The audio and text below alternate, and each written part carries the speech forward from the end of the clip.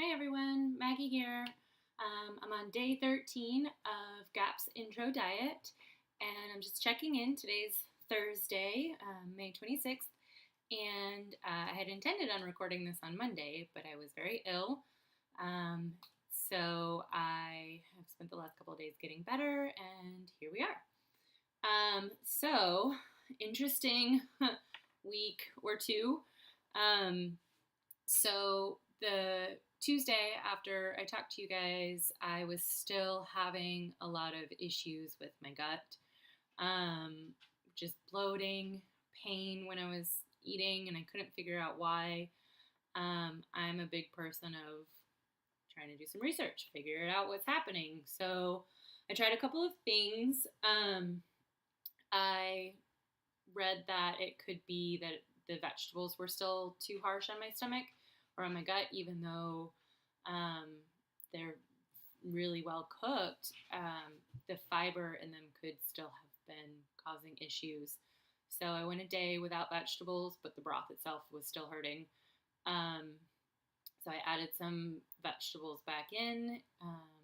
I went with low FODMAP vegetables just because, so FODMAPs, I'm not even going to try to pronounce those words that it's an acronym for, but they're just molecules found in food that are difficult to absorb. So I added back in veggies, but I stayed away from high FODMAP veggies. So broccoli, onions, things like that, just in case. Was still having issues. So I did some more research and found that I was drinking the wrong kind of broth. There's meat broth and there's bone broth. So I had been making bone broth, which is made with meat on the bones, but also could just be the bones. Poultry is cooked 24 hours and beef is cooked 48 hours. And that is what I had been using. And I made a bunch of it, and I have a chest freezer full of it over there.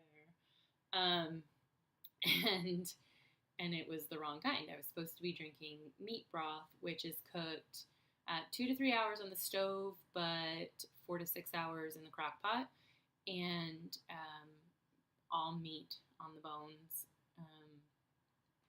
a good mixture of both. And the reason why you do the meat broth instead of the bone broth is because when you cook the bones longer, the longer cooking times just break down the gelatin in the broth, which is really healing on the gut.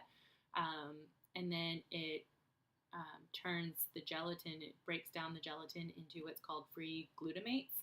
And those contain MSG, just a natural form of MSG. And they're a little bit more difficult on the gut. And so while bone broth is really healthy and good for you, it wasn't good for me. So I switched to meat broth, and immediately my symptoms subsided. I had like a couple of days where I had a flat tummy, which I was really excited about because I haven't had that in years. And my gut distress went away. I could eat and not be in pain, and I was super excited. So I now have all of this bone broth that I have since given some away to friends who needed it, and I'll try to add it back in later on in the diet, but I'm still working on adding some more vegetables and things in my diet before I try the bone broth. So that was pretty much Tuesday, Wednesday, Thursday last week. Friday, I felt great, and so Saturday I started adding in some foods. I added in egg yolks, which were not supposed to really cause a reaction, but I guess I didn't remove the whites enough, and I definitely reacted to those, and that was not good. I also reacted to too much dairy. I guess my body, because of the bone broth, wasn't healing well, and even though the dairy had been fermented for 24 hours and didn't include any lactose, it was just too much on my body. You can tell if you're reacting to something just because you'll have bloating and pain in your gut, and also you'll spend a lot of time in the bathroom. And yeah, and so that did not go over well. like I said, I assume it's that I didn't remove the egg whites enough. So I tried egg yolks again this morning, and so far so good. So I'm excited about that. Saturday, I also started my CCWS. It's a candida cleanser. So candida is a fungus it's a yeast that's generally in your body, and it's good in there, and it does break down some foods that are, left behind that don't get digested by other bacteria. So it's something that should be in your body, but what happens when you have leaky gut is it gets out of your gut and goes into the rest of your body, which is why I have the oral thrush. Some people also get yeast infections, rashes, just an overall feeling of feeling bad. Lots of sugar cravings. Ugh, so many sugar cravings. If you have a lot of sugar cravings and a lot of cravings for bread and grains, be careful. I had a sweet tooth, and I was just like, oh, I have a sweet tooth, and that's all that it is. Nope, it was candida. So I started that Saturday. It's supposed to break down the cell wall of the candida fungus, because once it becomes systemic, it's a fungus and no longer just a yeast. So it breaks down the cell wall so that my body's own immune system can rid itself of the candida. And as I'm healing my leaky gut, once it's out of the rest of my body and only in my gut, then I can start getting it in balance with the probiotics. So anyway, Saturday, Sunday, Monday, not good. The symptoms of die-off is the term for when candida is dying in your body, and it's releasing 79 different toxins. And you get brain fog, bloating, diarrhea, cold-like symptoms, so body aches, sometimes fever, sinuses, basically anything, just a general malaise. So Monday was spent sleeping the majority of the day, going to my acupuncturist, and just trying to get better for work. So it's been helping, though. I feel like my thrush is starting to dissipate. Like my tongue isn't as swollen as it used to be, and it's not as sore, but it does take some time. It's a 45-day cleanse, and I'm on day 5, so I'm not expecting miracles. Sunday, so the cell wall suppressor has to be taken with 10 to 15 grams of fat. So I introduced ghee, which was next in my diet anyway. And that is butter with the milk proteins separated, and what's left over is just the yummy, yummy fat. And so I put a tablespoon of that in whatever I'm eating. I have to take the candida cleanse 4 times a day. And I know you're thinking, like, holy shit, that's a lot of fat. Yes, but my body doesn't have any carbohydrates to run off of. It's not getting any energy from carbs, so it's getting all of its energy from fat. So yes, I'm intaking a lot of fat, but my body is using that as energy, and it's really healing on the gut as well. The book Gut and Psychology Syndrome tells you the more fat that you eat, the faster you're going to heal. So lots of ghee. And that's good for anybody. Like, you're not really going to react to it. So I wasn't really worried about starting it. I just went whole hog and started taking it. So, Monday, again, felt like crap. Tuesday, I felt better. So I started adding in avocado. And then that went over well. And today I tried the egg yolk again, and I was very careful to rinse the white off and make sure I got it all separated, and so far so good. It's been a couple of hours, so I would have reacted generally by now. Some people take a couple of days to react, but mine's pretty immediate. Like, I can tell because I look pregnant all of a sudden and have a lot of pain. So that's going well. And over the course of the 13 days, I've increased the fermented juice that I've been taking. So this is my homemade um, shredded beet ferment, and I let it ferment for 10 days. And at about day 7, I noticed that it was seeping out the sides and getting like going down the sides of the jar. And it was because the beets were no longer underneath the surface of the brine or the water and salt. And so what I did was I scooped the yucky colored beets off the top, tasted the juice in the beets, and it tasted good. And then I use a leaf of cabbage to set on top of the beets to keep them down underneath the brine, and problem solved. So I let them ferment for 3 more days for a total of 10, and it tastes really good. And I also have carrots with dill and garlic that have been really good. And I have asparagus that I haven't tried yet. I've just been doing the beet juice and the carrot juice. But this week I'll start actually eating the fermented veggies. Since I'm up to 4 teaspoons a day so far. You start at 1 and gradually increase. And so I'll start adding the veggies themselves.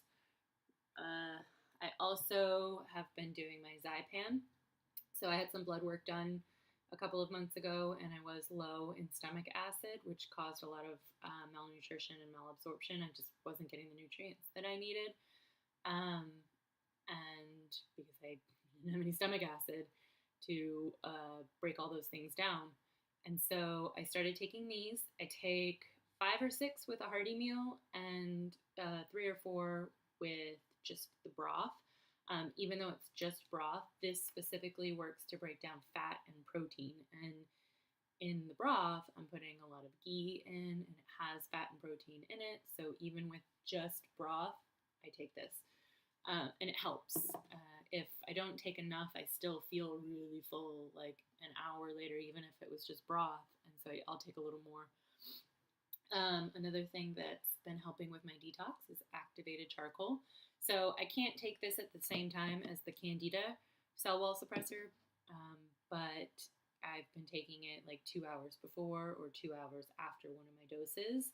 And this has saved my life. It's great for detoxing. It really does help. The candida cell wall suppressor is a 5 days on, 10 days off regimen. So on the 10 days off, I can take as much as I want without having to worry about spacing out the doses. So I'll probably go up to about 4 a day. Before I was only doing 2 because it's really hard to get in between those doses. So I would usually just take some in the morning, 2 hours before my candida suppressor, and then 2 in the evening, 2 hours after my last dose, if I was awake that long. Another thing that's been helping is tea. So the 3 that I'm allowed are peppermint, chamomile, and ginger. And all 3 of them have great properties to help with bloating, digestive issues. This peppermint tea, though, has been my favorite. If I'm feeling a little full or too much, I didn't take enough Zypan, it actually helps you digest as well. And so I'll drink a cup of this shortly before or after eating, and it makes a huge difference. I like waking up with this in the morning, and it's really good. Another thing that I've been using are my thermoses. So I have 3. This one is 24 ounces, and it's wide. It's a wide mouth, so that it's great for my soups with the veggies and everything. I have a 16-ounce one that I use for my tea. So I'll take usually a ginger tea with me throughout the day. So I'll start with peppermint in the morning, ginger tea throughout the day, and then chamomile in the evening. But I have a 16-ounce one to take my tea with me. And then I have a 40-ounce one, which is really large. I'm not going to show it to you guys because it won't fit. And that is for just broth. So 40 ounces of broth with ghee in it, plus my tea, plus this thermos, which is usually more vegetables than broth. I fill it up with vegetables as much as I can, and then fill in the space with broth. And those 3 get me mostly through the day. I am really lucky in that my job is flexible. I only go into the office for about 4 or 5 hours a day, and I spend the rest of the time either working from home or working from a coffee shop or having meetings or running errands, things like that. So there's a lot of flexibility for me to be able to come home and prepare food and eat food here, which is great because obviously I can't eat out. Um, and yeah, and one of the things that has also made my life a lot easier is frozen broth. So I have a muffin tin that holds, each cup holds about a cup of broth. And so I'm able to take out single servings. And my dog thinks he's going to get some. He loves the broth. I've given him some bone broth before since I couldn't have it myself. And he'll probably need to get some today because he's spoiled. But so I have 2 muffin tins and there's 6 cups in each. So I get about 12 cups of frozen individual servings. And it's amazing because I can throw 2 in the saucepan and know that I have enough for a really good mug of broth. And then if I want to make soup, then I'll use 3 or 4 or 5 or 6, depending on how many I want or how much I'm making. And they're all concentrated generally, some more than others, depending on how much of the water was evaporated when I was cooking it. And so I can add water to it. So 1 cup will actually get me about 1.5 cups to 2 cups of broth. But these are the best thing ever. They're so easy just to take out, throw it in the pot, do what I need to do. And then I still have broth just in really large jars in my fridge for easy access as well. Just anything to make my life easier because it is difficult. It's a lot of preparing. It's a lot of bringing everything with you. It's a lot of, it's just a lot. Yeah. But what's up for next week or this coming week is adding hopefully egg whites, adding in pancakes made with eggs, squash, and nut butter, so like an almond butter, and that'll be yummy because using a fork for your food is always good. And then just more solid foods. So I'm slowly weaning myself off of so much soup, and one meal right now is just the vegetables and the meat. So I'll take everything that was cooked in the broth and I'll separate it from the broth and eat it with a forks, and with a cup of broth on the side. And the goal is that you're weaning yourself off the broth and back onto solid foods.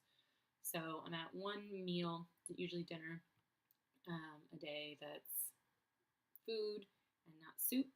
And I'll start going to 2 meals a day, adding in the pancakes, and really enjoy not eating my food with a spoon all of the time.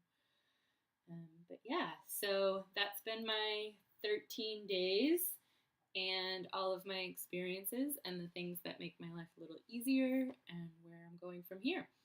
So it's definitely something that I would recommend if you've ever had food issues or you just generally feel sick, or if you just don't have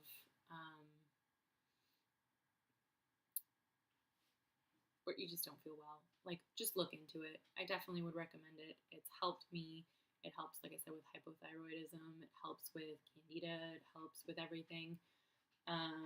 If you don't have symptoms, you may just be able to go on like a broth fast for a couple of days and just detox. It's just a good detox, and I like it a lot better than the thought of just juices, because you're still eating food and you're still getting all of your nutrients, but your body's not having to work to digest, and you're not putting anything in your body that was processed or no grains, no sugar, no dairy, nothing to cause any inflammation or issues, and you will detox. Everybody can detox with broth, and that's a good thing, especially in this society where all of our food is processed in some way or another, or we just eat so many grains and sugars. Like everything is grains and sugars, and it's just, anybody can really benefit from it.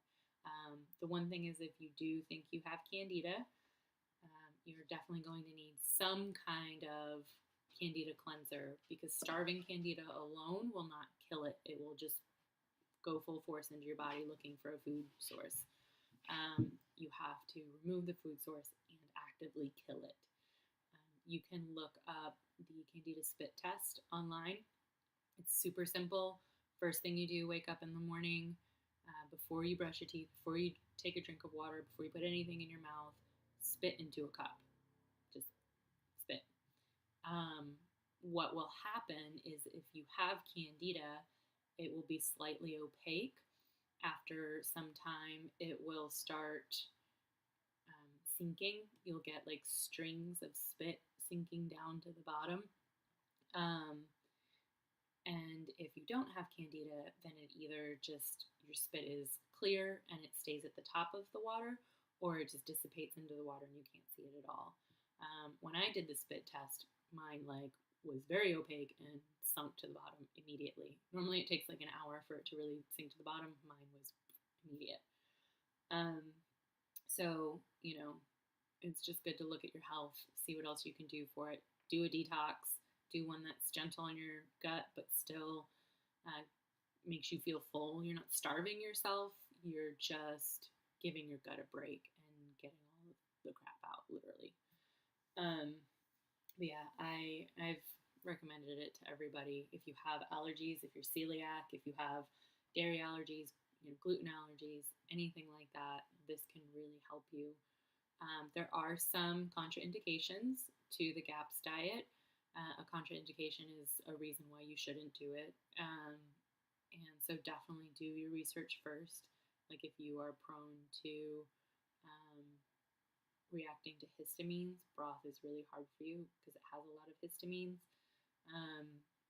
various things like that. So definitely do your research, look into it, but I highly recommend giving it a shot, or at least just seeing if it's right for you, because take it from somebody who has been having gut issues for the better part of a year, hypothyroid issues for the better part of 5 years, and just generally not well for about 15 years.